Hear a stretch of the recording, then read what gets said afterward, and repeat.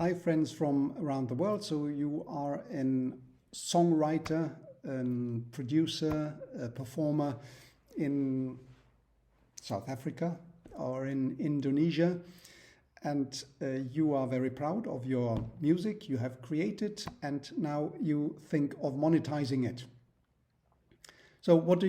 You go to the next bar where music is being played, and you make an agreement with the owner of the bar by saying, well, I want for each play of that music you are doing here, I want you to pay me X money of the local money. So if that works out, that is okay. So you get from that bar some money, some royalties. So your exploitation rights are covered with regard to that bar. But what about the next bar in another village? What about the casino? What about the restaurants? What about the nightclubs? What about the radio stations?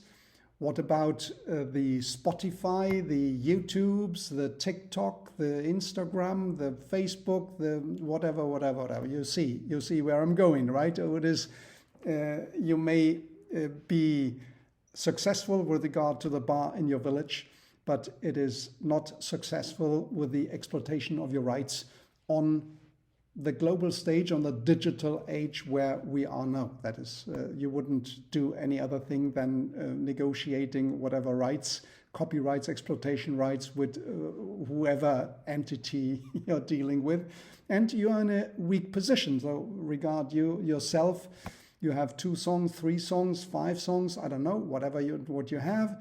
And you want to make a negotiation with Spotify in the United States. I don't know where they are. And you think of with YouTube, and you think what will be the position of your position, the negotiation position, and the position of Spotify or of YouTube. So obviously, you see this, that is not a good idea. So here come the collective management organizations into play. It is, in fact, a kind of syndicate, if you want, of the authors, of the songwriters, of the performers, of the producers, with regard to the music and the exploitation of the music on in the digital age, even that it was before when I thought about the bars and the restaurants, etc. So that was even before the digital age, where the collective management organizations have been created. Now it's a kind of syndicus. It's a kind of syndicate. It's a kind of organization which defend the authors. What do they do? You become a member of that organization. What is it you have in each country? You have an organization. There's no, like Spotify, this global company, there's no global CMO. And there's a territorial CMO. There may be 1, there may be 2, there may be 3. Each country organizes this syndicate, so to say, in its own way. It may be public, that authority, or if it is an authority, well, that company, that entity, that CMO. It may be a publicly organized company, or it might be semi-public, or it might be even private with some supervision from the public authorities of the country, whatever it is. And they, so to say, are in charge to exploit the rights of its members. So they have members, the individual authors or the music writers, performers.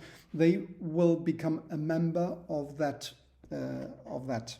CMO syndicate, and then the CMO will pass the contracts with the radio stations, with the cafeterias, with the bars, casinos, nightclubs, the social media, etc., etc. So they will, like a syndicate, they will come to Tok or TikTok on the door on these big digital companies, and they will negotiate what will they have a portfolio of their own exploitation rights of the works, and they will offer their portfolio to these big companies, and then they will pass a contract with regard to that. They will collect then the fees, and the fees will be distributed to its members. So it seems okay, right? The CMOs, so each country has 1, 2, 3 CMOs or kinds of, but it must not be called CMO. So there are a lot of names which can be given: music licensing organization, or mechanical recording organization, or what is it? Music licensing company, performance collection management organization, or reproduction rights organization. It may be all kind of names which have been given, but the idea behind, the concept behind, is all the same.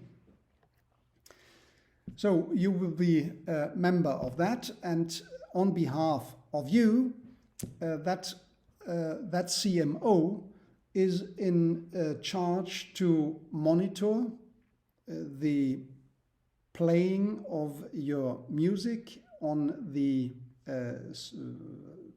whatever radio station it is, to negotiate the contract with regard to your royalties, to license out that music to the other entities, what they have, and to collect the corresponding fee on your behalf. So they will get a kind of key, with a key of distribution key with regard to your music. So how many times your music has been played there and there, and you get the corresponding remuneration, the payment, the royalties get into your account. So this is how it works in general. Now, even the enforcement. So there are two more issues. The enforcement as well can be, and more or less is, being covered by the CMOs. So the CMOs, they have one part of enforcement of rights. So they are the bad actors who do not play, or who play much more, but then they want to pay less, or they don't want to pay at all because they do not negotiate with the CMO, and well, all kind of problems of these kind of problems exist with the bad actors, and it is up to the CMO to make the necessary enforcement action with regard to these bad actors in order to defend your rights, and making compliance with regard to bad actors to intellectual property rights protection. So this is one issue, the enforcement. So you don't need to cover and to look at where your song has been played here and there, and is this covered, etc. So that is all the collective management organization who is doing that. Normally, these kind of CMOs, they don't have. So they are non-profit organizations. They have their management fee, so their own costs will be covered, but they do not make, so to say, a profit. The profit, so to say, is being distributed to the members. That's how it normally is working. Now, if you have more than one organization within your country, then you should make your due diligence in order to know which is the one where you want to join, and you have some due diligence key parameters where you would look at. So one is naturally how many of other songwriters are member in that one, and how many are members in the other. So the second question would be naturally how many works have they under management, the one and the other. What is the membership fee, if they have any, or is it just that you get paid according to what has been played, your music, in during a certain time interval? So these are the issues you have to be looking at with regard to your own country. So as I said, each country has its own, so to say, its own regime. Now, there is an other issue which concerns the international protection or international exploitation of your rights. I mentioned before Spotify. Spotify is, you can have Spotify in each country of the world. So the international protection is being covered on one hand with regard to the agreement the CMO has, for example, with Spotify, if they have so, or with YouTube or whatever it is, these international digital platforms. But you have also a casino if you are in Indonesia, South Africa, in Zimbabwe, or in Liberia, Nigeria, or in Malaysia. So these CMOs often, and this is also a key parameter which you should look at when you have to compare to decide to become a member of one or the other. One key parameter is, do they have international agreements with other CMOs in other countries? So in that case, if you're in Malaysia, if you're in Indonesia, if they have with Malaysia, so in those countries where your music is being subject to be played, because that is the kind of music in that country they like, you would then be on the lookout if that CMO you want to become member has a certain, agreement with a CMO of that country, so that the international royalties are covered by your CMO of your territory where you're in. That is an important issue. Now let me come to an example. We have in Germany, it's called GEMA, GEMA. So it is a public company which is in charge of administering exploitation rights of copyright, so copyrights and neighboring rights of songwriters, of performers, and of producers. So they do this for the whole part of Germany. According to the numbers I have seen recently, they have 80,000 members, so to say, copyright holders, and they have 1.6 million. I think I have seen this, but I think that is not very much. It must be much more of copyrighted works on offer in their portfolio. So it is quite substantial, but there may be even more, and I'm sure there are other CMOs which have many millions probably of copyrighted works under their portfolio. So this is only one, right? One for the whole territory, so it is a monopolistic issue.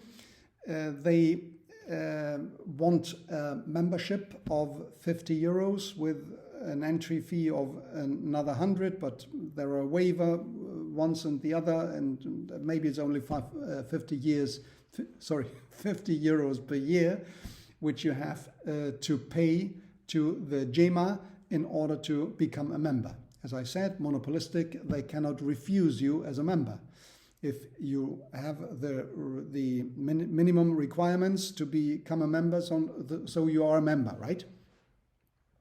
And then they have international agreements with nearly, the whole world.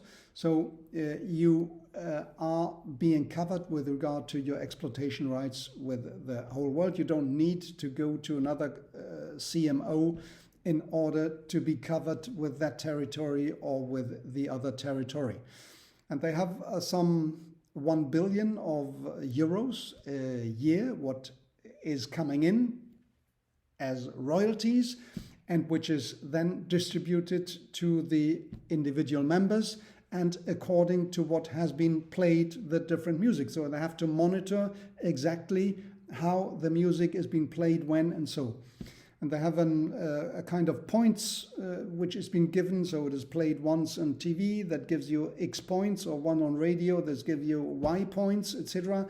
So the sum of its points during an interval will be translated into money, and that will be paid into your bank account according to the royalty which corresponds to your music, to your performance, to your production. So let me wrap this up for you. We have collective management organizations, and you have them all around the world. You have at least 1 or 2 or 3 in your country. And if you have the choice, if you have the possibility to either join one or the other, you have to make your due diligence, which is the one which defends best your interest. But it is always good to be member of a CMO, because individually you have no power of negotiation in order to get to reasonable results. Not only that, you don't have the time, right? And you don't have the knowledge, and you don't have the contracts, and you don't have the lawyers, and you don't have.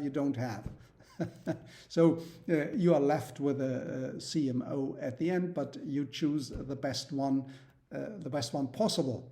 And you get the kind of international protection, so you don't need to monitor, you don't need to enforce, you don't need to collect, and you don't need to negotiate. So if the CMO is well run, hopefully it is in your country, then you are best advised to make your exploitation rights available to that CMO and get paid in a just and in an equitable way your work. So thanks for tuning in this time.